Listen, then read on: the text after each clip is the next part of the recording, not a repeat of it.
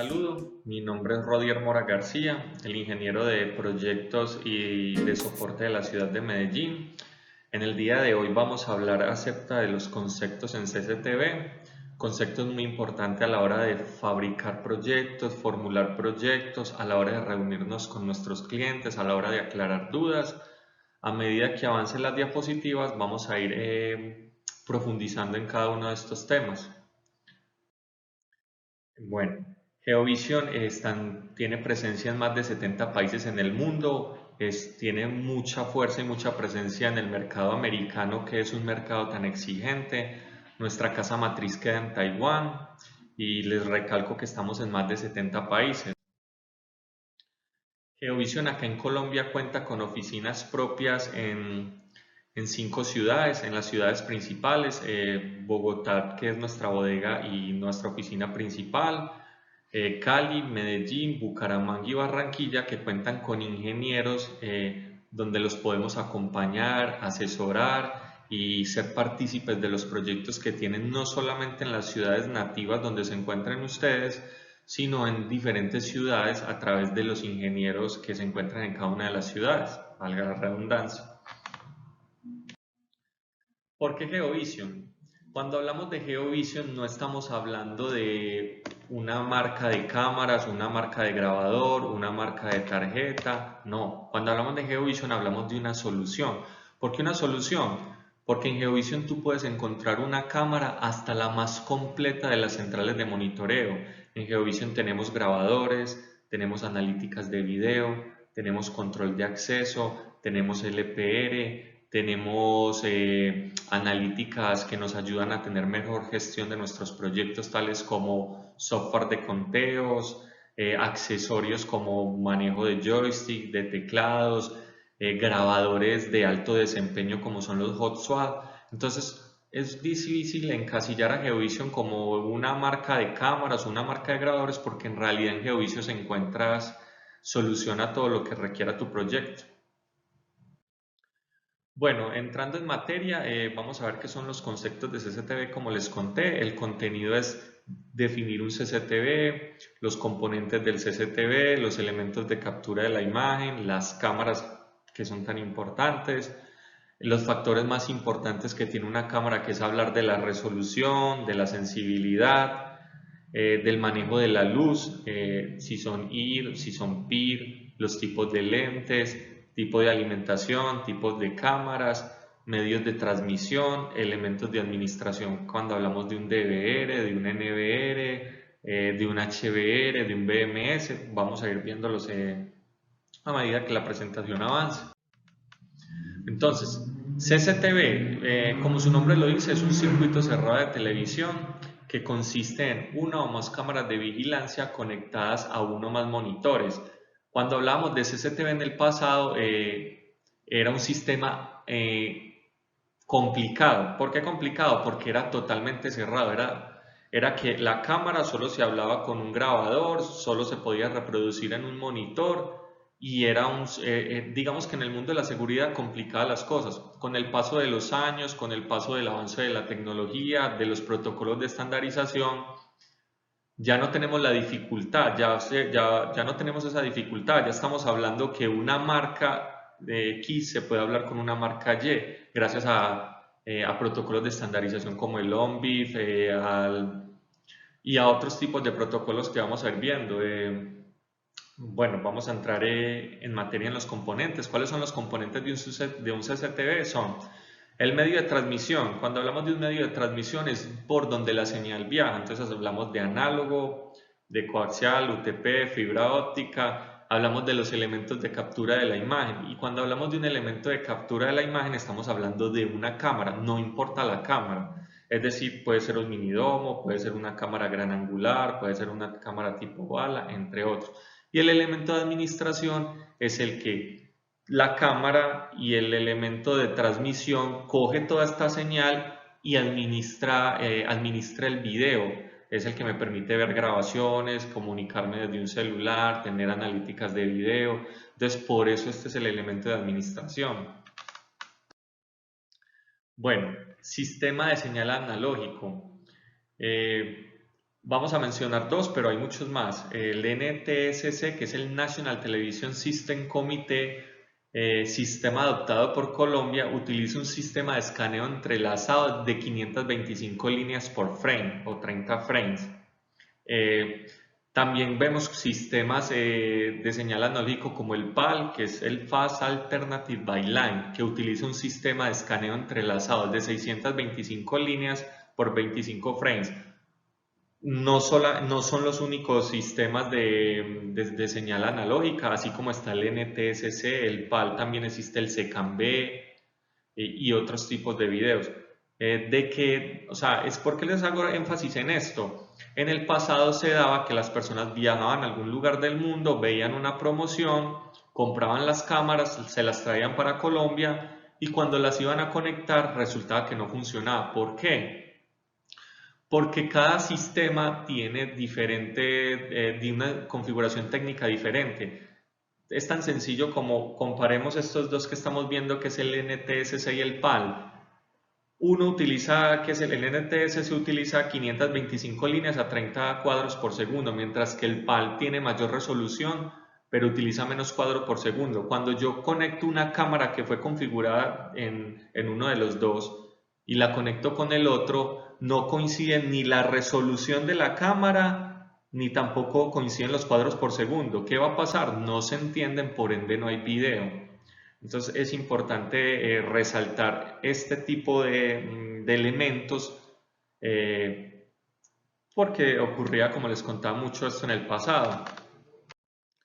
Bueno, elementos de captura de la imagen. Cuando hablamos de un elemento de captura de la imagen, estamos hablando de una cámara, pero una cámara se compone de muchas cosas. Ejemplo, resolución, sensibilidad, manejo de luz, el tipo de lente, qué tipo de tecnología tiene, cómo es alimentada la cámara, eh, tipos de cámaras.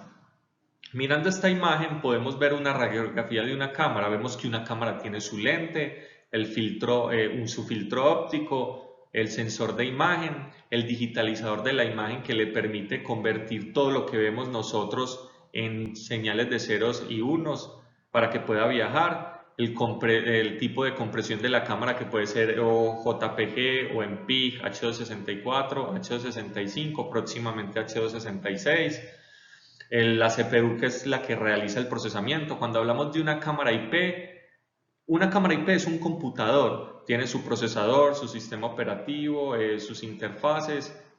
Una cámara análoga sí depende totalmente del grabador. Bueno, haciéndoles claridad en esto, vemos que tiene una interfaz que puede ser BNC, macho o hembra, que puede ser IP. Eso depende de la tecnología y de la cámara. Cuando hablamos de una cámara, es importante o no podemos dejar de hablar de algo tan importante como es la resolución. Cuando hablamos de una cámara análoga, hablamos que la resolución de una cámara se mide en TV líneas, que es el procesamiento de cada línea secuencial y su máxima resolución. Cuando hablamos de cámaras análogas, sobre todo en el pasado, hablábamos que la máxima resolución que alcanzaba una cámara de este tipo era o QSIF no, QSIF no, 4SIF o D1, que son resoluciones de 720 por 480. Con el paso del tiempo y la evolución de la tecnología, ya hablamos de cámaras análogas como CDI, CBI, TBI y HD, que me permite utilizar la infraestructura, digamos, del CCTV o el elemento de transmisión, llámese el cable UTP o el cable coaxial, pero con resoluciones superiores, hasta 5 megapíxeles en análogo. Cuando hablamos de cámaras IP ya no hablamos de TV líneas, ya hablamos de megapíxeles y píxeles. Y hablar de píxeles es también resaltar que un píxel es la menor unidad homogénea en color que conforma una imagen digital. Actualmente vemos resoluciones de 12 megapíxeles. Les remarco esto porque es importante destacar que a mayor cantidad de megapíxeles tenemos mayor resolución. ¿Por qué? Porque a mayor cantidad de megapíxeles los píxeles están más unidos. Entonces, al estar más unidos, tengo tengo mayor resolución en la imagen. Me van a entender un poco mejor en la siguiente diapositiva. Vemos sobre la izquierda un cuadro con diferentes resoluciones y sobre la derecha, digamos que su configuración en monitores. Cuando nosotros hablamos de CIF, hablamos de resoluciones de 352 por 240, que equivale a 84.480 píxeles. ¿Por qué les hago referencia a esto? Ahora miremos la parte derecha de la imagen. Cuando nosotros hablamos que tenemos un monitor de 50 pulgadas, de 40 pulgadas, de 22 pulgadas, que es digamos, un monitor importante, y hablamos de resolución, ¿qué hace la resolución? Hace que esos 84.480 píxeles se tienen que distribuir en toda la imagen. Entonces, cuando hablamos que se distribuye en toda la imagen y el monitor es muy grande, ¿qué pasa cuando yo amplío una imagen? Cuando la imagen está pequeña, ¿qué sucede? Los píxeles o las tevelíneas están muy unidos, entonces la resolución se ve bien. Piensen, por ejemplo, en un CCTV con 32 cámaras donde todas las cámaras están. ¿Cómo se ve la imagen? Se ve muy bien. Pero ¿qué sucede cuando yo cojo esa imagen y la amplío? Cuando yo amplío esa imagen, ¿qué pasa? Los píxeles se tienen que distribuir en toda la pantalla. Cuando yo tengo ausencia de píxeles, ¿qué pasa? Los píxeles se separan para, digamos, distribuirse en toda la pantalla. Al esos píxeles separarse, la imagen se ve de baja resolución. Ahora hagamos otro ejemplo. Cuando nosotros hablamos de 1.3 megapíxeles, que es una resolución de 1280 por 1024, cuando nosotros hablamos de este tipo de resolución, vemos que la imagen es mucho mejor. ¿Por qué? Porque tenemos más píxeles, a mayor píxeles, mejor resolución.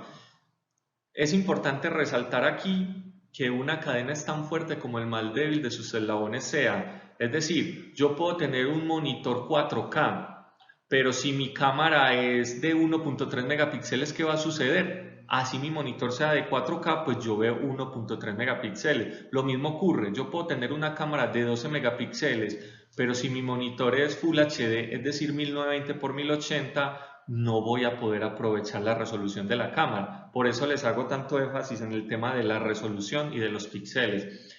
Tengan en cuenta que cuando nosotros hablamos del total de píxeles es la multiplicación tanto de la resolución horizontal por la resolución vertical. Es toda la suma de todos los píxeles. Bueno, otra cosa muy importante es el propósito de la cámara. ¿Para qué requiero la cámara? ¿Para qué está instalada la cámara? Entonces vamos a ver unas diferentes configuraciones de píxeles. Vemos con 3 píxeles que no tenemos, detectamos, pero no sabemos más que eso. Con 16 píxeles nosotros hacemos un reconocimiento, es decir, ya tenemos una mejor imagen. Pero cuando nosotros hablar de identificaciones, es decir, saber quién es esa persona, tenemos que garantizarle mínimo 80 píxeles. Aquí vemos un versus entre una imagen análoga y una cámara IP. Entonces, si ustedes ven la imagen de la izquierda, vemos que es una cámara análoga. ¿Qué pasa ahí? Para ocupar el tamaño de la imagen, los píxeles deben separarse. Entonces, ahí es donde vemos que la imagen es deficiente. Cuando nosotros hablamos de cámaras IP o megapíxeles, hablamos de imagen donde los píxeles están altamente unidos. Están tan unidos que miren el nivel de detalle que tenemos, por ejemplo, en esta camisa o en esta persona. Incluso cuando hacemos un zoom digital, que vamos a ver qué es un zoom digital más adelante de esta presentación. Pero vemos la diferencia de píxeles en una cámara análoga versus en una cámara IP. Sensibilidad. La sensibilidad expresa el mínimo nivel de iluminación con el que una cámara puede adquirir imágenes a color y se expresa en luz. Tengan en cuenta, todo esto que les estoy diciendo es para que cuando miremos una ficha técnica y nos diga, por ejemplo, de 0.01 lux, nosotros ya sepamos de qué nos está hablando, ya sepamos que nos está hablando de la sensibilidad. Un dato importante es que un lux equivale a la intensidad que genera una vela encendida a una distancia de 1 metro. En GeoVision tenemos la línea Aurora. En las fichas técnicas nosotros las encontramos como Super Low Luz. ¿Qué quiere decir esto? Que son cámaras que a 0.001 lux todavía tenemos imágenes a color. ¿Qué quiere decir esto? Que cámaras que ya tienen que estar a blanco y negro porque la deficiencia de luz es tan grande, la línea Aurora de Geovision conserva cámaras a color. Vamos a verla en un segundo. Como valor agregado de lo que les estoy diciendo, para que tengan en cuenta, 0.01 lux equivale a la iluminación del cielo nocturno despejado. Esto quiere decir que las cámaras son capaces de adquirir imágenes a color con esta intensidad de iluminación. En el próximo video vamos a ver un poco en qué consta. Vemos una cámara regular, una cámara low luz y una cámara super low luz, que es la serie Aurora de Geovision. Vemos que las dos referencias anteriores para cubrir la deficiencia de luz tuvieron que pasarse a blanco y negro. Vemos un efecto fantasma. Si ustedes ven, miren que las personas no se ven bien cuando se mueven. Esto ocurre cuando hay deficiencia de luz, excepto en cámaras que están diseñadas para eso. ¿Por qué les hago énfasis en este tema? Es muy importante el propósito de la cámara. Imagínense que ustedes tienen una cámara cuidando una reja, la persona se la brinca y sale corriendo. Una cámara que no esté diseñada para eso no va a tener una imagen clara. Una cámara super low luz en todo momento va a tener una imagen clara. Vemos una iluminación todavía más deficiente y vemos el desempeño de una cámara super low luz. Bueno, es importante resaltar que cuando hablamos de super low luz no estamos refiriéndonos a una cámara en específico. Nosotros podemos encontrar cámaras super low luz en domos, en bala, en domos PTZ.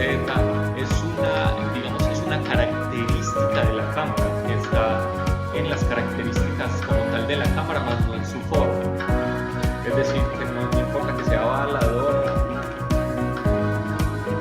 Bueno, en el manejo de la luz también tenemos que tener en cuenta siglas importantes que hacen parte de la historia del mundo del CCTV. El AW o el balance automático de blancos permite ajustar la imagen basado en el nivel del color blanco.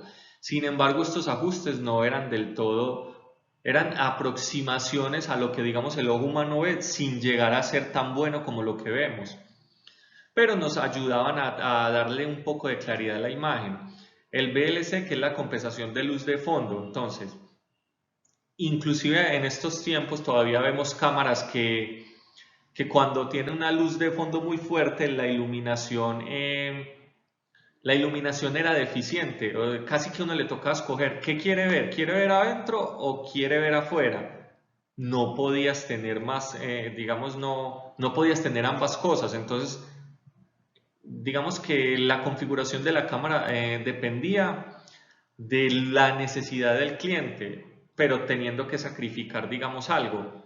Con la evolución de la tecnología aparecieron cosas como el WDR, que es el rango dinámico amplio o amplio rango dinámico, que permite procesar diferentes condiciones de iluminación en una escena.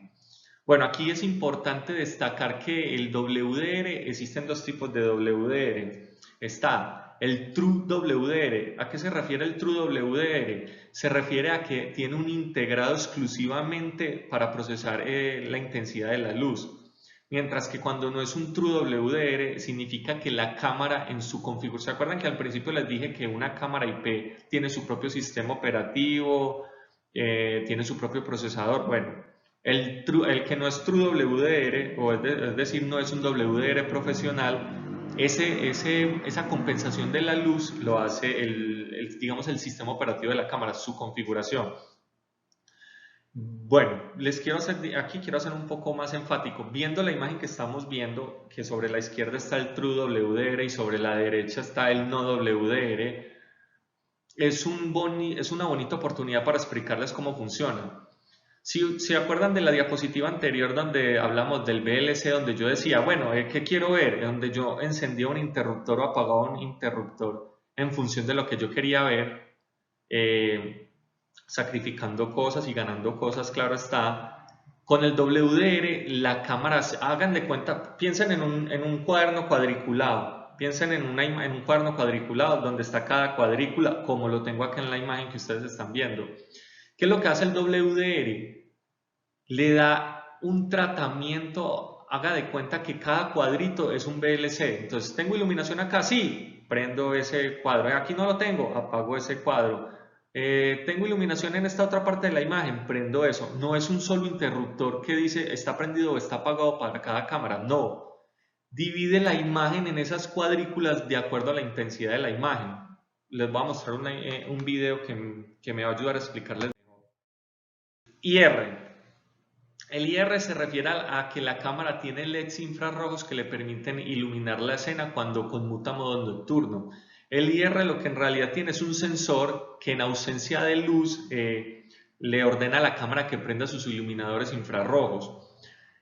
Existen muchos IRs, está el IR normal, que es el que vemos en la parte derecha de la imagen, donde vemos que la misma iluminación de la cámara afecta el desempeño de lo que ve. Es decir, en ausencia de luz, la cámara encendió sus infrarrojos, pero no tuvo en cuenta que una persona estaba cerca. Es decir, en ausencia de luz, prendió sus infrarrojos a máxima potencia, pero me está afectando la vista. ¿Qué es el Intelligent IR? El Intelligent IR le dota a la cámara una función especial. Ya no estamos hablando de que en ausencia de luz prende los infrarrojos, sino que sensa la distancia al objetivo, dándole prioridad a la imagen. Es decir, no estamos hablando de que en ausencia de luz simplemente prende la iluminación. No estamos hablando solo de eso, sino que sensa la imagen y da la cantidad adecuada de imagen de acuerdo a lo que está viendo. Por eso es tan importante el Intelligent IR o el Smart IR. Bueno, aquí vamos a ver diferentes configuraciones de IR. IR interno versus IR externo. Vemos cómo es de fácil de violentar una cámara con IR interno versus un IR externo. ¿Qué pasa ahí? Los mismos rayos infrarrojos se reflejan en las gotas de agua y le dificultan la vista a la cámara. Lo que no ocurre con un external IR. También ocurre lo mismo cuando se empolva la imagen, se le echa tierra o arena. Los mismos infrarrojos afectan la vista a la cámara. Ocurre también en IR internos versus los IR externos. Vemos que tenemos mucha mejor imagen cuando hablamos de IR externos. Y no solamente eso, también el rango. El rango es mucho más amplio en una cámara de IR externo que de IR interno.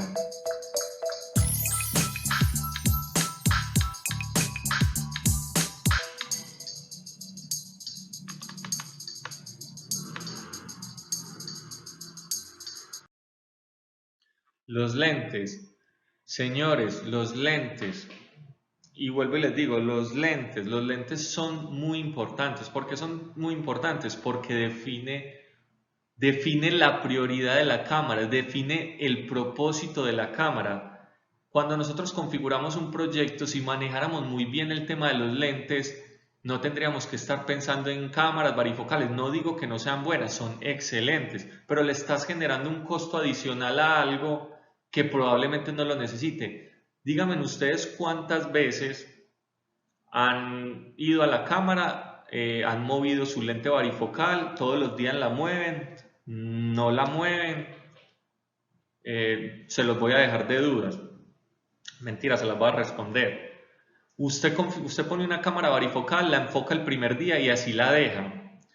Entonces estás pagando por algo que no estás aprovechando, estás encareciendo el valor del proyecto y tengamos en cuenta que no está, estaría muy bien si digamos el cliente te dice necesito esto, pero cuando estás en una licitación y no tienes en cuenta no tienes en cuenta cositas como estas, van encareciendo el valor de la cámara. No estoy diciendo, digamos, que una cámara varifocal sea mala, no, por el contrario, es excelente. Lo que estoy diciendo es que si tenemos una buena entendimiento del tipo de lente, por qué utilizar este lente, no significa, que es que una cámara con un lente de 6 milímetros es más mala que una cámara de con un lente 2.8. No, señores, el propósito de la cámara, qué es lo que la cámara necesita ver, qué es lo que el cliente de ustedes quiere ver.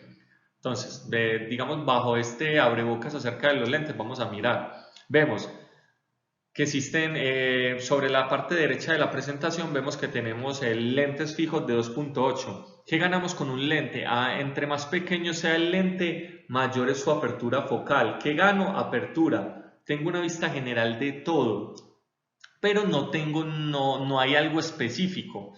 A medida que yo voy aumentando, entonces 2.8, cuando yo cierro el lente, que estoy ganando, miren el lente de 4, la imagen se ve más cerca, estoy ganando definición, estoy perdiendo amplitud, pero estoy ganando definición. Cuando el lente es de 8 milímetros, entonces ya se está centrando, digamos, en lo que el cliente quiere en específico. Es que yo necesito mirar, por ejemplo, tengo un mostrador de cosas muy importantes. ¿Qué es lo que el cliente quiere? Tener detalle de lo que hay en ese mostrador. Entonces, si él quiere detalle, no le vamos a poner un lente de 2.8, porque lo que no tenemos ahí es detalle. Tenemos es alcance, pero no tenemos detalle. Vamos a verlo más en la diapositiva que sigue. Vemos el lente de 2.8 milímetros. Me da una vista general.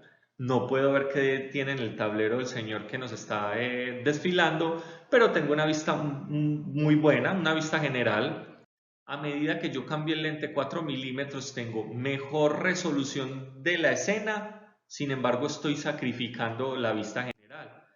Si vamos aquí al lente de 8 milímetros, tengo detalles. No sabía, por ejemplo, con los lentes anteriores que el señor utilizaba gafas o no podía ver el tipo de letras, ¿cierto? Repito, ningún lente es mejor que el otro, es el propósito de la cámara, el propósito de la escena lo que define el lente que necesitamos. Bueno, tipos de lentes. Como les decía ahorita, el lente está supeditado al propósito de la cámara. Existen muchos tipos de lentes, así como existen muchos tipos de cámaras, también existen muchos tipos de lentes. Están los lentes fijos, los lentes varifocales, que pueden ser de 2.8 a 12, pueden ser de 5 a 50, pueden ser de 3 a 9 milímetros. Lentes gran angulares, lo que les decía, me dan mucho ángulo, que lo vemos en las cámaras, por ejemplo, fisheye. Están los lentes pinhole, están por el sistema de control de iris. Nosotros hemos visto en cámaras cuando hablamos lente auto iris, significa que el lente se encarga de reducir o de filtrar digamos, la intensidad de la luz que ingresa por la cámara, así como lo hacen nuestros ojos, que se dilata o se contrae la pupila en función de la luz que tenemos. Eso mismo ocurre con estas cámaras. Bueno, sobre la derecha de la presentación vemos diferentes configuraciones del lente. Entonces vemos que con un 10% nosotros detectamos una persona, no tenemos idea de quién es. Con el 50% de la imagen nosotros reconocemos una persona, pero tiene que ser una persona conocida, es decir, por cómo camina, porque siempre se le sale la camisa por el mismo lado, ¿cierto? Si fuera una persona desconocida no sabríamos quién es. Con el 120% de la imagen nosotros identificamos una persona, es decir, nosotros podríamos decir, esta fue la persona que me robó, esta fue la persona que me hizo el daño. Y con el 50% nosotros ya reconocemos placas. Nuevas tecnologías en lentes, hablemos del lente P-Iris. Es desarrollado por Axis, es un control de iris preciso y automático, ofrece mejoras en contraste, claridad, en resolución y en profundidad. Bueno, es importante resaltar que todas las cámaras del mundo tienden a desenfocarse en los bordos de la imagen. No le ocurre al lente P-Iris. También son más propensas al ruido, la tecnología P-Iris no. Y también es importante resaltar que, ejemplo, como les voy a poner como un ejemplo, inclusive me gustaría que lo hicieran como tarea acá en esta presentación. Miren la pantalla de su portátil. Si son conscientes, ven la pantalla muy bien, pero está desenfocada la escena de atrás a la pantalla. Eso mismo ocurre con las cámaras convencionales. No ocurre con la tecnología P-Iris. ¿Por qué no ocurre con la tecnología P-Iris? A las cámaras Peiris les agregan un motor de alta precisión paso a paso. Ese monitor de alta precisión paso a paso lo que hace es un escaneo a alta velocidad de las imágenes. Entonces, de esta forma mantiene siempre enfocada toda la imagen. De esta forma es una tecnología que me permite ver, no como nos ocurre a nosotros o como les ocurre a las cámaras convencionales, que lo que estoy viendo acá me permite ver toda la escena totalmente enfocada, lo que no le ocurre a las tecnologías como el CCD o CMOS. Es gracias a este señor motor que estamos viendo acá en pantalla que se encarga de realizar ese escaneo a alta velocidad. Como les decía, tiene un motor paso a paso. Tipos de lentes. Tenemos dos tipos de lentes. Cuando hablamos de lentes también hablamos de zoom. Existen dos tipos de zoom, señores. Está el zoom óptico y el zoom digital. El zoom óptico se refiere a un lente con la capacidad de cambiar su longitud focal. Para el caso de un domo PTZ disponen de un motor. Entonces, ¿se acuerdan cuando les decía cuando hablábamos de una cámara varifocal? Entonces, es la misma cámara varifocal, pero con un motor que se encarga de mover su variación focal. Eso es un zoom verdadero. Es decir, la cámara está yendo hasta el punto gracias a la variación digamos, de su lente. Y está el zoom digital, que amplía digitalmente la porción sobre la que se quiere hacer zoom. Un zoom digital se aprovecha de la resolución de la cámara. Miremos esta imagen que tengo sobre la izquierda, que vemos un reloj. Y sobre la derecha vemos la comparación del zoom óptico y del zoom digital.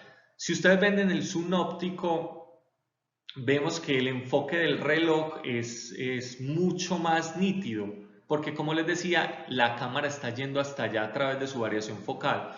Con el zoom digital nosotros no tenemos esto, es decir, nosotros lo que hacemos es coger una porción de la imagen y ampliarla.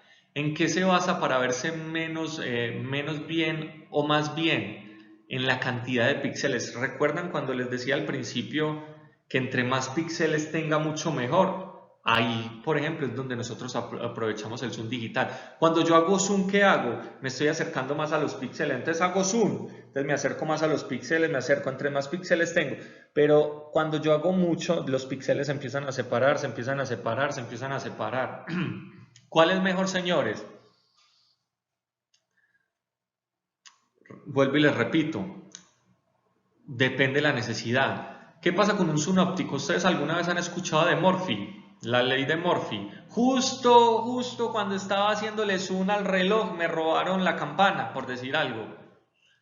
Puede ocurrir. Con el zoom digital no ocurre esto porque la cámara está, digamos, o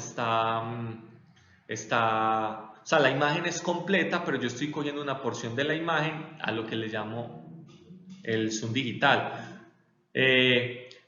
Nunca voy a llegar, es decir, yo no puedo comparar un zoom óptico con un zoom digital, porque es que el zoom óptico, cada uno tiene sus ventajas y sus desventajas. Si yo quiero mayor resolución, el zoom óptico es el que me lo va a dar.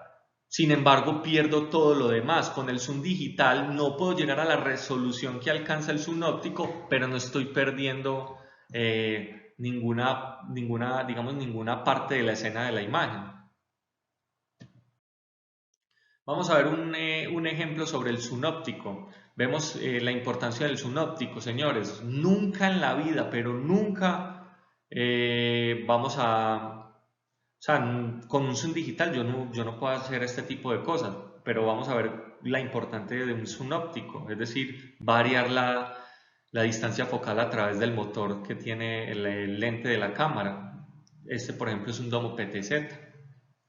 Miren a qué distancia está esto, miren a la distancia que estamos viendo. Cuando quite el zoom, miren ese acercamiento. Eso sería imposible hacerlo con un zoom digital.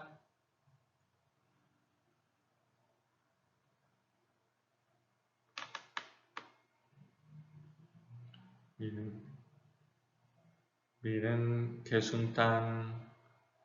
Y varían, y también antes de que se me olvide, cuando hablamos de una cámara PTZ que la vamos a ver en detalle ahorita, nosotros hablamos de 10X, 20X, 30X, 33X, esos que les digo 20, 30, 33X es el tipo de lente que tiene, es decir, por ejemplo, de 5 a 50, de 5 a 100, entonces es la variación focal que tengo a través del motor que está en el lente. Tipo de alimentación. Los tipos de alimentación más comunes que vemos son 5 voltios, 12 voltios y 24 voltios. 5 voltios y 12 voltios requieren polaridad, es decir, que tienen un positivo y un negativo y debo ser cuidadoso a la hora de conectar. Si hablara de distancias o mandar el voltaje por el cable, hablamos que con 12 voltios nosotros podemos alcanzar distancias de 30 metros. El 24 voltios AC no tiene polaridad, es decir, en realidad es una reducción del voltaje. Pueden conectarse varias cámaras al mismo tiempo y digamos que una de sus desventajas es que el transformador puede sufrir daños eléctricos. Otra cosa es que el voltaje AC es un poco más propenso al ruido eléctrico, para que lo tengan en cuenta también. Y hablar de alimentación, así como hablamos de 5 voltios, 12 voltios y el voltaje AC, también hablamos de alimentación Power, que es el Power over Ethernet, que requiere la alimentación a través del cable de red y aplica para cámaras IP. Se requiere un switch que cumpla con estas características. Es importante resaltarles, damas y caballeros, señores y señoras, que existen 3 variaciones en el estándar, que son el 802.3 AF, que es un PoE que ofrece hasta 15.4 vatios por puerto. Existe el PoE 802.3 AT o PoE+, que es un PoE que me da hasta 30 vatios hasta 30 vatios por puerto. Y está el PoE++, que es un PoE que me da hasta 90 vatios o más en virtud del fabricante. Es importante resaltarles, así como les he ido resaltando durante toda la presentación, que es importante escoger el switch que es. ¿Por qué? Existen switches de muchos valores. Cuando ustedes cogen la ficha técnica, ustedes escogieron la ficha técnica de la cámara, la están leyendo, dice consumo máximo 8 vatios. Ya vimos, según lo que estamos viendo del PoE, que existen 3 configuraciones. Significaría que perfectamente le trabajaría un 802.3 AF, que es el PoE convencional, 15.4 vatios. No significa que un PoE++ no la pueda alimentar. Pero, señores, yo les hago esta pregunta. ¿Qué necesidad tienen de encarecer el proyecto poniendo el switch más poderoso, el que más ancho de banda maneja, el que más potencia maneja? No es que no funcione, lo que les quiero decir es que qué necesidad hay de encarecer el proyecto. Ya leyendo nosotros una ficha técnica sabemos, ya estamos hablando, bueno, la cámara va a estar ubicada en tal punto, la iluminación es baja, entonces ya sabemos, super low luz. O el cliente dice, no, es que tenemos iluminación, entonces ya sabemos, no necesito que sea super low luz. No necesito que sea un switch, lo mismo ocurre, no necesito que sea un switch PoE++, porque la ficha técnica de la cámara me está diciendo que consume máximo 8 vatios de potencia, lo que traduce que me sirve un switch PoE convencional. Extensores PoE. Un extensor PoE lo que hace es amplificar la señal de la cámara. Entonces, ¿qué hace tenemos el switch? Sabemos que por norma no podemos superar los 100 metros, pero la cámara está a 200 metros. ¿Qué hago, señores? Ahí es cuando hablamos de un extensor PoE. ¿Qué hace un extensor PoE? Coge la señal que sale de mi switch a los 100 metros. ¿Está la cámara? No, está más lejos. Pongo mi amplificador, es decir, mi extensor PoE, y me revive la señal otros 100 metros. ¿Qué es importante destacarles ahí, señores? Lo importante de destacarles ahí, cada vez que yo pongo un amplificador o un extensor PoE, la señal se me cae un poco. Entonces, les voy a dar un ejemplo. 15.4 vatios, pero mi cámara no va digamos, no está a los 80 metros, sino a 100 metros. Pongo mi extensor PoE A los 160 metros estamos hablando de que ya no son 15,4 vatios que tengo a la salida, sino que tengo, póngale 13 vatios, pero yo cojo mi ficha técnica y leo 8 vatios de consumo máximo, significa que está bien. Entonces lo que tenemos que calcular es el consumo de la cámara y la distancia de la cámara para que el extensor POE nos funcione correctamente. Tipos de cámaras. Cuando hablamos de cámaras, no podemos encasillarnos en los domos, en las balas. Existen muchas cámaras.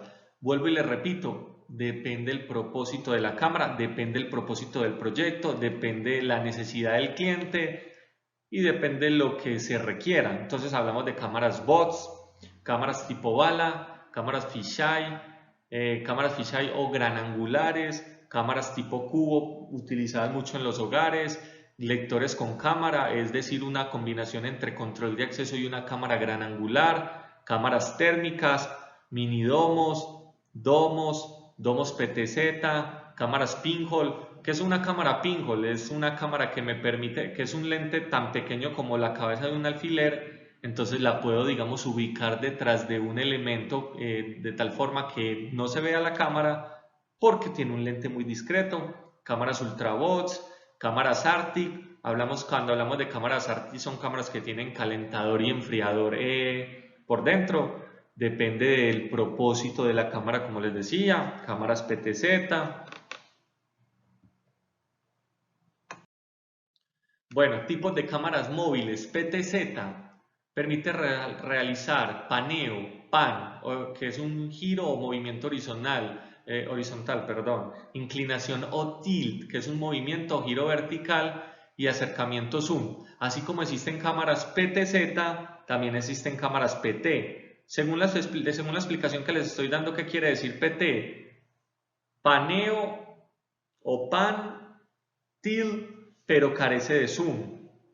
Cuando utilizo una cámara, digamos en un local comercial pequeño donde yo no necesito hacer zoom, pero sí requiero movimiento de todo lo que está ocurriendo en el almacén, en el local, cuando estoy mirando una cámara, cuando estoy mirando a mis empleados? Todo depende de la necesidad y del tipo de proyecto. Tipos de cámara según su resistencia. Cuando nosotros miramos una ficha técnica, no solamente nos habla de todo lo que les he hablado a lo largo de la presentación, sino otro tipo de características que tiene la cámara, depende de dónde vaya a ser ubicada. Cuando hablamos normalmente de cámaras interiores, hablamos de cámaras que no tienen protección, pero porque no es necesario. ¿Para qué pagar por una protección si la cámara está en interior? Entonces, vuelvo y les repito, ¿qué necesidad hay de encarecer el proyecto si la necesidad del proyecto no lo requiere? Están las cámaras exteriores que pueden manejar protecciones. ¿Protecciones contra qué? Polvo, agua, antivandalismo y otros. El grado de protección, cuando hablamos de una cámara IP, nos podemos referir a dos cosas. Ya estuvimos viendo qué es el tipo de tecnología, que hemos hablado de ella, pero en este caso, cuando hablamos de IP, es Ingress Protection, o sea, el nivel de protección que tiene la cámara. Las cámaras tienen dos dígitos. El primer dígito hace referencia a los objetos sólidos y el segundo dígito hace referencia al nivel de protección que tiene contra el agua. Entonces, cuando hablamos que dice 0 o no dice nada es porque viene totalmente desprotegida, es decir, una cámara de interiores. Les voy a poner como ejemplo, cuando nosotros vemos una cámara, miramos la ficha técnica, dice IP66, entonces si miramos la parte 6 dice hermético al polvo, entonces el primer valor dice que es hermética al polvo, es decir, está protegida contra el polvo. Y el segundo dígito, vamos a mirar la diapositiva que sigue, dice el otro dígito es protección contra chorros de agua fuerte. Contra chorros de agua fuerte en todas las direcciones. Entonces es una cámara que está protegida contra el polvo y contra el agua. También vemos que, se los digo porque en los proyectos uno ve que uno mira la cámara, mira la especificación de la cámara y está debajo de un techo y es IP67. Entonces ya vimos que el primer dígito es protección contra el polvo y en el segundo dígito, que es el 7, inmersión al agua hasta 1 metro.